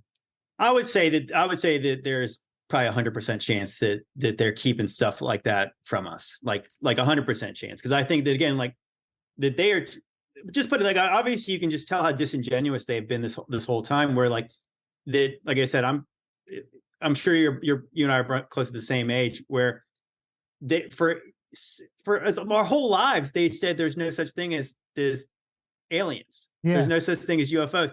And now it's like one day they suddenly start disclosing it. And then I was thinking about doing a series of videos on this. Okay, so if they're saying that these things are real now, shouldn't we go take a look back at some of the most famous ones to say, is there more to this than they ever let on? So the truth is, they were lying the whole time. I mean, and again, this is not to say that aliens are real. What I'm saying is that UFOs certainly are. Obviously, things you can't identify in the sky are certainly real. I mean, because like we don't know what everything is. But I mean, but the way they've kind of dripped things out now, like I said, it's so crazy. There's a guy at the Pentagon who's basically in charge of like alien phenomena. okay, so like you actually pay somebody to go look into this, so obviously it must be pretty legit, or you're just wasting our money, which I can believe either one of those. Oh, there you go. Yeah, that's true. But I mean, they literally had like a report out, I think earlier in the year, that this guy, and I think he might work for Harvard, moonlight for Harvard or something like that. He was saying it's possible that the UFO phenomena comes from a mothership in somewhere in our galaxy. And I'm like, people are so in their own worlds where this should be a bigger story than this, or at least this guy should either be drummed out of Washington and laughed at, or we should be taking him serious. Like, which one is it? But it's just like those stories just get dropped every day now, and people are just kind of like, oh, like what's Britney Spears doing today? They don't even care. Right. Well, yeah, that's a whole nother thing there, and because again, like, okay, yeah.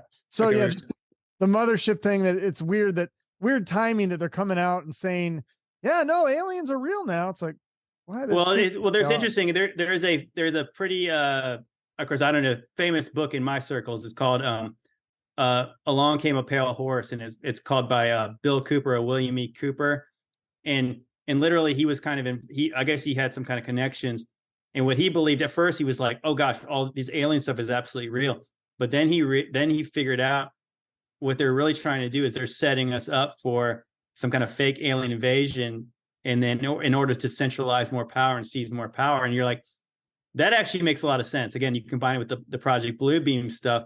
You see all this predictive programming in the movies where, like, think of like Independence Day. Oh, we got to work with the Chinese. We got to work with the Russians because we got this threat. Even Ronald Reagan gave this famous speech in front of the UN.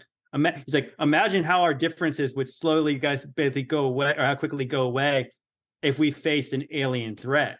And you're like, I mean, obviously it makes sense what he's saying, because it's like, if that was true, if that was literally true, you're facing an extinction level event for humanity. What would people be willing to do? Obviously, they would work together. And obviously that sounds good in theory, but like, who's going to be, putting this all together? Well, and yeah, because, and what does it say? Does it say, because I remember when I was a kid and I would read the Bible. It's been a while since I've really studied the Bible a lot, but I remember when I was a kid in the Bible, I'd always go to the last chapter. Is it Revelations? Is that the one? Mm-hmm. Yeah, Revelation. Yeah, because I'm always like, okay, I want to like know what the future is and stuff. And it never says exactly when like Jesus would return and stuff. But is that, in your beliefs as a Christian, is that something that you feel like is coming in our lifetime? I mean, I believe so. And I guess as a Christian, it's kind of like, and people always say like, well, they've always thought this. I mean, that's kind of like, I guess the thing is like, biblically, there's always these certain signs that are kind of like, war, rumors of war, earthquakes, famine, plague. I mean, obviously this fits the mold here. Obviously in the book of Revelation, it starts talking about a centralized government, like the beast empire, and like potentially like a mark of the beast. And again, like as we go forward, you're thinking about like, it's very likely that we're going to see a centralized currency, digital currency. And if you think about it, like you have a centralized government who can track who can buy, like basically what you buy, what you sell. At some point, it seems, like I said, you don't have to be like believe in biblical prophecy to say, in the hands of the wrong government, they might decide who can buy and who can sell, and decide who can't. Basically, right. Obviously, eliminate certain people. Declined. You don't get food this week because we don't like what you posted on Facebook. I mean, like obviously, the precursors that are already involved, like in places like China, where you have like the social credit score. When you think about like like if you and I say something they don't like on this podcast, they could say, "Hey, we're not going to let you travel, or we're not going to let you do this," and eventually it's going to be like, the thought police, where you're not going to allow to, you're not going to have free speech. Obviously, we have certain, a Bill of Rights here, but again, if like you talk about like eventually a worldwide government, and they say, hey, it's dangerous, just like around the pandemic times, you can't say that because that's dangerous, and now they can take rights away. You said something that's against what we're doing because it's an emergency. You're not allowed to say, of course. Isn't it funny? Like when you think about, if your rights aren't your rights during an emergency, you really don't have those rights, because they can decide you don't have them at any point. If the person who declares the emergency can take the rights away, well, then I think that's like obvious. That's not the checks and balances that our founders put in there, I think. Right. It was weird because like I never really paid attention to any of this kind of thing or politics or government. I didn't know who, the attorney general was or any of these names or anything until like 2020 hit. And I was like, okay, there's some weird stuff going on. Like I better start paying attention because life is not just like super easy and carefree anymore. It's changed. Well, right. I think, and that's honestly, I'm sure like a lot of people probably like, how did a guy like me get into all this? And that I think like 2020, 2021, the election, the pandemic and all these kind of things really started to like, I mean, obviously as I'm like, getting my 40s, you're looking back at all the things you've been told and you kind of, like I said, you see how like the narrative shifts and you're just like, nobody apologizes. Nobody apologizes to the people who were right before, like nobody gets a reputation back who was smeared or canceled in the past. And you're like, does the truth really matter? And then you find out like they're lying to you about certain things. And then you go digging, how much are they lying to you about? And I think I said, obviously, if there's one thing that 2020 taught us is that a lot of the institutions and the foundations of the society, they're a lot more shaky than people realize. Like I said, the things you thought you took for granted for being just the way they are, you realize how quickly they could be removed. And I think that obviously, you're right to be like, hey, wait a minute. Start seeing things through like, hey, like, why are they telling me this? Like before you believe them automatically, like who benefits if this is true or whose benefits if this is a lie? Follow the money. That's what I always say. That's a big part. You know what? Like I said, that's not like that. That's the way this world works. And biblically that makes sense. Cause like Jesus, he says, you can't serve two masters. He's like, he doesn't say God. He doesn't say God and the devil. He says God and money. Cause it's like the people who serve the devil, obviously they're after what the devil can give them. And that's why people get a little confused about like, why would these evil people be doing this? Because they want what the devil has. If the devil's offering you things, that's what people sell their souls for, not because they love the devil. It's because they love the things that the devil could give you. And that's why people do bad things. So is that real too? Like, cause I think you talked about, that's part of the reason you got into this stuff too, was you were studying on like Aleister Crowley and like musicians and stuff. And it's interesting because I had the drummer of the Yardbirds on, and Jimmy Page was in the Yardbirds. He was Jimmy Page. But he said that Jimmy Page was like playing with like Ouija boards and stuff, and he found it like he said it was like kind of like scary. Oh, it's unbelievable. I think that was the thing that woke me up so much. Was I watched a documentary called "They Sold Their Souls for Rock and Roll," and it was almost like those things. And I grew up like in the 80s, so I know about the satanic panic and everything was satanic, and my mom was saying everything was satanic. Yeah. And eventually tuned them out. But I think that like this showed it in a way that I could understand it, like because obviously I like things to make sense. And so I think that's how it was when you were showing the like Aleister Crowley in his theology or philosophy was the tapestry that was weaved throughout our music industry. And you're like, when you see like he's got connections to the Beatles, Led Zeppelin. Here's a crazy one. I don't know if you knew this. They were saying, so Aleister Crowley, and if you guys aren't familiar who he is, he's like the father of like the modern New Age, the modern Satanism. And he did like, basically, he gave like the Satanists their credo, which is do what thou wilt. You see Jay-Z rocks that shirt. So he's got this philosophy, and obviously this guy's, I think he was called the wickedest man in the world when he was alive. At one point, he had a house on Loch Ness. Well, Jimmy Page bought that house. And so I didn't hear this until recently. I think it was like on Mr. Mythos, if you've ever seen his YouTube page. No. He was talking about some of the occult connections with Led Zeppelin.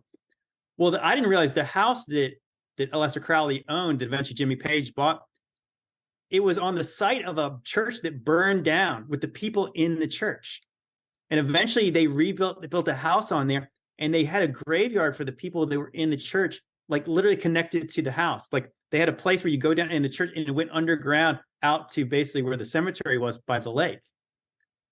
And so eventually Aleister Crowley moved out of there because he had like bad things, like people involved died in that place. So this guy was freaked out by it. I think they said people connected Jimmy Page died at that house. And you're like, oh my gosh. Like it's one of those things where it's like, it gives me chills just thinking about like And then you think like Stairway to Heaven and it making sense backwards, even if you don't believe in it, listen to that song forwards, like with a like really listening to the lyrics. It's a weird song forwards. And then Jimmy Page, they say like his some of the outfits he wore were like, they were like wizard robes. I mean, like, whether you believe in that or not, he was doing things where like, you know, with like pointing to each direction. I mean, he was doing rituals on stage. And so like most people don't think of Black Sabbath being satanic, but in every stretch of the word they were. Like, You mean Led and I think Zeppelin? that, what did I say? Black Sabbath? Yeah. Yeah. Well, Black Sabbath, definitely. Well, everybody knows they are, but yeah, they have a song called Some of them, it's Mr. more Crowd. like, it's more like in your face, like, especially like you said, the 80s, like, and I know like, Dave Mustaine from Megadeth, well, he was just on Rogan recently and he was talking, and now he's like a Christian, same with Alice Cooper, but Dave Mustaine was saying there was some song, I forget what it was called, something about magic or putting a spell. And he said he did some spell and it worked and it freaked him out. He did the spell on a girl or something and something happened to her. Well, that, you know, that sounds like, you know, who they say, you know, Aerosmith. Okay. So what Lester Crowley talked about was sex magic. And if you think about the Chili Peppers, blood sugar sex magic. And obviously, if you look at the cover, it's spelled with a K. And that's how you know it's related to Lester Crowley, because K is the 11th letter and he spelled magic with the K. And but so, do you like, think these bands know what they're doing? Are they just going, oh, this is cool, like this other band did it, and oh, this is kind of weird, let's do it this way? Or do you think they're really like going in and praying to the god of Satan? Well, I guess the thing is like, I think there's levels of this stuff. You know, that's what I'm saying. Like, just like, again, like the Freemasonry stuff, there's levels of understanding, and they believe in duality. So I don't believe that everybody who gets into that probably in their minds convince themselves they're not doing anything that's bad. They're contacting spirits or things that help them write songs, be a better musician, you know, get the things they want, or like even like think of like manifestation, you know, name it and claim it. Even people in the church believe that stuff. You know, like I said, it's the same stuff where they try to manifest things that happen. So obviously, if somebody says, put it this way, if all the biggest bands in the world are doing this, are they all making it up? Like, why would they? I mean, because again, like when you finally know what they're talking about, you see that they're not being subtle about it. But I think most people would not look at Led Zeppelin and think that was like a satanic band, because they're not really advertising that they worship the devil. They're not trying to do shock value things. To me, it's more like they really believe the stuff they're doing. But I mean, why would you buy that wicked man's house? Why would you? I mean, especially when you know the history of that place. Yeah, why did he? Do you think it's just like just because he thought it'd be cool or something? I think, like I said, I think that obviously they believe that stuff. And again, I think that's where like I finally took the blinders off, where it was like, if somebody said I sold my soul, like why would somebody lie about that? You know, like again, so like if he buys the house, like he thinks something magical is going to happen there, or some sort of inspiration because of all the evilness, or like he's like, I don't get it. Well, like obviously, as somebody who believes in the spiritual, I would say that again, think about like what I was saying, like what a demon would be this like a deceased Nephilim. So obviously, it's got some connection to a angel, and so like even think about like the demons probably can contact the fallen angels who would give people stuff. You know, like that's interesting. As we go back to the ancient angels topic, like in the book of Enoch, it talks about the angels that came down who took wives. They gave men technology. So they gave men knowledge of things, knowledge of like the stars, knowledge of magic, knowledge of like metalworking, stone cutting, you know, just like if you ever wondered, like, how did man figure these things out? It's like, I mean, the Bible would say that the angels taught men stuff. You know, is it possible is it possible they're still teaching people to do certain things? I mean, I think it's, you know, I think it's interesting, yeah, because when I interview a lot of these musicians and I say, where do you like get your inspiration? Like, how does this song come to you? And they're like, I don't know. I just pick up the guitar and it just comes out. It's like, well, it is interesting to think like, well, where a lot of these ideas coming from. Well, a lot of times you do that. You hear like, do you ever see that movie? Like, again, that shows you in the movies a lot of times. Like, I know when there's like somebody like Keith Richards. Think about that song. What is it? Sympathy for the Devil. Yeah. and he starts talking about he's saying that I picked up the pen and it wasn't even me. And he was like, the thing was right in itself. And it's like, okay, so when he's saying that again, so then you look at a movie like Venom 2. I don't know if you saw that movie, but there's a scene where like Venom is this kind of black goo that kind of possesses Eddie Brock, makes him real strong and powerful. At one point, the suit is picking up the pen and it's just it's writing without him doing it. It's like what they're showing you is automatic writing. Like that these people would write a song. And again, that's why like when people would say, when I get on stage, I'm this different persona, this spirit just kind of fills me up. And you're like, they just said what I'm saying, but like people don't believe them. But couldn't it also just be just an energy or something that's not necessarily demonic? I mean, I'm sure that even with Christian artists and things, like they have similar kind of stories of inspiration where the words come to them and the energy. I mean, I would say that not every time you get a feeling is it a demon, but I'm saying that like that when people start naming their alter egos, like Sasha Fierce, you know, like that's weird. Like, you know what I mean? Like even think like Eminem, like being like Slim Shady, he's got this alter ego, and it's like he's talking about like somebody else. You know, when he starts talking about they start talking about alter egos. Like I think when they say a spirit possesses me, they talk about like the Angus Young, and he's acting like a maniac on the stage. It's like, is this any different than the Exorcist, except he's not puking everywhere? He's like he's acting like a maniac, but he's playing a guitar well. So like, is it part of an act, or is it more than that?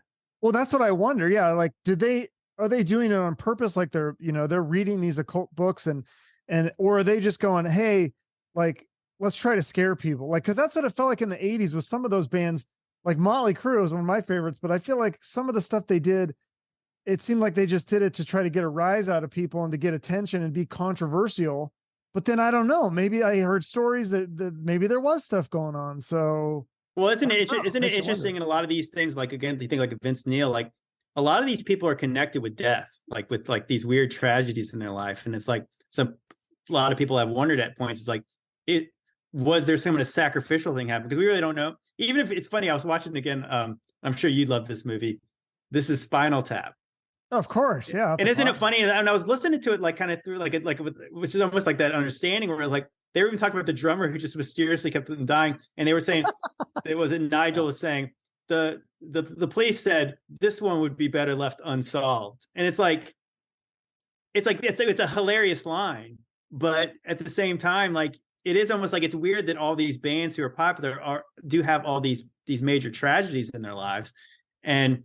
Yeah, is it the sacrifice thing? That's an interesting, because that wasn't that they talked about. I thought I remember learning this in Bible school. It's been a while, but they said that back in the day in the Old Testament, to get rid of sin, you had to sacrifice a goat or something like that and drink goat's blood. There's an atonement. So like they had the atonement. So like, and obviously that's what Jesus did for us, was that he took the sin offering on, right, and he was sacrificed. So it's like, so yeah, there's obviously a connection with blood and cleansing in the spiritual. So it's like, again, if they're dealing with these same kind of demonic entities or spiritual, there is a thing about the blood that obviously we don't really know. Obviously, as Christians, we're not looking too deeply, and we're way past like obviously the pre-Jesus stuff where they were doing sacrifices. You know, the good people were doing sacrifices at God's temple. But so that's a real thing, right? Where they would sacrifice a goat or something. Oh, I mean, obviously there's stuff with the blood. I mean, it's like there's, you know, every people pretty much ever, and obviously there's, you know, just even in you know, medical business, there's life in the blood. Without blood, there's no life. There's something about blood that we don't really understand. And I mean, I guess I said, it does seem like when you start to look at like the histories of these people, and it's like so many of them had like tragedies with like young children and stuff, and it's like you would hate to ever think that was like there was some ill intent in that. It wasn't just an accident, but like there's so many examples of that. And like, I guess as I'm saying, like, I'm not going to err on the like side Eric of Clapton's kid. You think there was some sort of thing there? Well, didn't Vince Neil's kid, one of his kids died? Yeah. He had that one bandmate. Cancer. Yeah. Well, but even like something that he brought on because he pulled from the dark forces, and then they said, well, we gave you the fame, now we're going to take your Well, daughter? is it possible that if, like, there's obviously the memes of that, like, where, well, I would do anything to make it big, and then you see like some kind of cryptic guy saying behind anything, and it's like, one day I'm going to require something of you, and it's like you're not going to know what it is, but you're willing to give this up. And that's why, like, you see like a lot of people die, they either die young, when there's a tragedy with one of their parents dying freakishly. Even Kanye West said that he said that his mom was sacrificed for this, and you're like, yeah, you can look that up. He said that recently. He's a weird guy. Well, he said a lot of things, but I guess the Yeah. point is, like, he obviously is in a position where he he got all the things that everyone would want, you think, like, out of this world. And you kind of wonder I'm how. saying, like, yeah, well, you're thinking about, it like, doesn't seem that bright, but somehow he makes music that people like. Well, he is intelligent, but he's obviously goes off the rails, and I think that's why obviously he's not a very reliable witness. Like, you could say, like, you could take him for what he says, because he says so many off the wall things. But I was saying, like, when you do find that common theme of these people, showing you that they have some kind of being influenced by this Aleister Crowley, and then if you read what his books say, and I'm not encouraging people to read his books, I'm just saying, like, look into people who've looked into him. It's like there are these common themes going on, and then it's like, it's kind of like if all the, like you say, like, how do I make it on the cover of Rolling Stone? And 9 out of 10 of them say the same things. It's like, well, are they all making it up, or are they telling you the truth? And people just don't want to believe them. They don't want to believe that that's how you make it. But if you think about it, I think the music business would probably be the most obvious. I'm sure anybody who's in it would tell you, like, the industry makes the people. Like, obviously there's so many people who are talented that you never heard of. Right. And there's a reason. That's very true. That is very true. The industry definitely can pick and choose who they want to be big. Yeah. And there's a lot of musicians I've interviewed that I'm like, wow, this guy's so talented, no one's ever heard of him. And or you think about like the one hit wonders. Yeah. Like why are they? I mean, they were so good, and like, but what happened? Yeah. So you're saying that you think that they made some sort of deal to get their fame? Well, you think about it, it's like, obviously, I know what people are probably interpreting me saying is that, like literally some guy with, who's all red with horns and a pitchfork just steps out and just gives him a contract, says sign it in blood. I think there's degrees of knowledge on what you're doing. Can you imagine, like, everyone knows the term sellout, right? That, like, let's just say you and I who like doing podcasts, what would you be willing to do in order to make it like a Joe Rogan situation? Some people would be willing to compromise their integrity in some way for money and fame. Well, obviously that's a degree of kind of selling your soul. So, like, at what level are you willing to do things you wouldn't normally do in order to do that? And then when you're talking about being mega famous on the level of these kind of people, like what wouldn't they do? I mean, like, there's so many stories probably behind the music saying we would do anything to make it. They fully say that. And then you have like people like Katy Perry's a good example of like some saying this was somebody by her own admission, she could not make it as like the Christian Amy. She wanted to be like Amy Grant. She wanted to be a Christian singer, but she couldn't make it on the Christian scene. So she just shifted to the secular scene and became like the biggest pop star in the world. Well, doesn't that seem like it would be harder to do like that? And then she says, in the most melancholy voice, I sold my soul. Dude, I'm starting to get freaked out that well, I've never had this problem with my internet. I swear. It's kind of weird. We start talking about this stuff and then the internet starts going in and out. Well, it is funny that I just saw that recently with somebody I was knowing. They were talking about stuff that we were like people talking about topics like this, and just having like problems they normally don't have. Yeah, no, it's a little getting free. Well, we'll wrap it up. I'll let you get back to work, but thank you so much for doing this. The movie's out. Is it out now to the public? Yes, the movie's Ancient Angels, and it's at ancientangelsmovie.com. You can also, if you follow me on any social media app, JT Follows JC, which I'm on YouTube, I'm on Rumble, I'm on Instagram, Facebook, as well as TikTok. Like I said, TikTok, I got a pretty big following on there. But yeah. So if you follow me on any of those apps, you can like click on my bio. Ancient Angels is it, I'll put the website in the show notes, and people can check it out. I really enjoyed it. I was on the edge of my seat. There's 2 parts. Watch both parts. It's great stuff. And yeah, thank you. And also, and I have a podcast called Decoding Babylon. Like I said, if you want to check it out I'm on all of the major podcast apps. But okay. Yeah, this has been awesome. I'll have to come back on. It's like I actually enjoyed talking about the music stuff a lot more than like I said, this kind of stuff can kind of go everywhere. We talk about everything. Would you be willing to have like a debate? I'd love to have like you and like an alien guy and like a science guy and just like have a conversation. I wouldn't mind. Like obviously, I mean, like I guess I wouldn't mind. I mean, like I'm not. I guess I said it's kind of like I'm not. I have friends who like debate atheists on TikTok Live, and I just kind of cringe because it's just like nobody really changes anyone's mind, and everyone's like saying so and so is getting owned. But like I don't mind talking about that kind of stuff. Because like I said, I don't. I think sometimes I feel like we're talking past each other when we can see like the commonalities of the things. As opposed to maybe not phrase it as a debate, but a discussion. Just to have like all 3 of you and find the common ground. I mean, I'm sure you'll disagree about some things, but I think there'll be a lot of common ground too. I think it'd be interesting.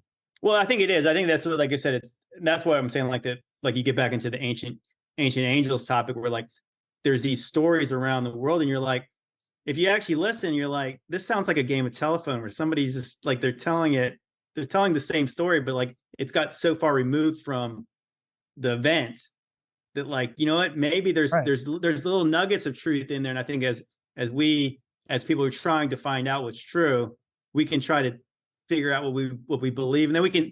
And obviously, I would be lying if I didn't say there's a lot of speculation involved in the stuff we're talking about, because it's like, how could we really know? Anybody who's too sure of the things, when you start talking about stuff like this, you can almost disregard what they say, because it's like exactly. You gotta have some humility to be like talking about these kind of topics. Yeah, absolutely. Well, I love the movie. It raises a lot of interesting. I feel like I have more questions than answers, but there's a lot of stuff, and you start going down the rabbit hole, and it is stuff that I think people should know about, whether they agree with some of it or disagree. I mean, there's things these are evidence. I mean, you can Google it too and see the pictures and the stories and the articles about the giant skeleton bones and stuff. I mean, it's interesting. So yeah, absolutely.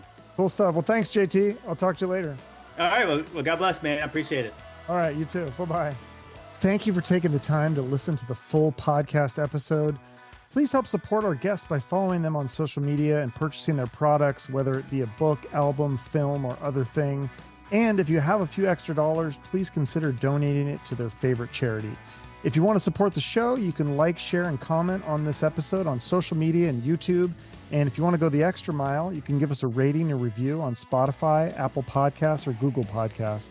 Finally, make sure you're subscribed to the show on YouTube for the video versions and other exclusive content. We appreciate your support. Have a great rest of your day, and shoot for the moon.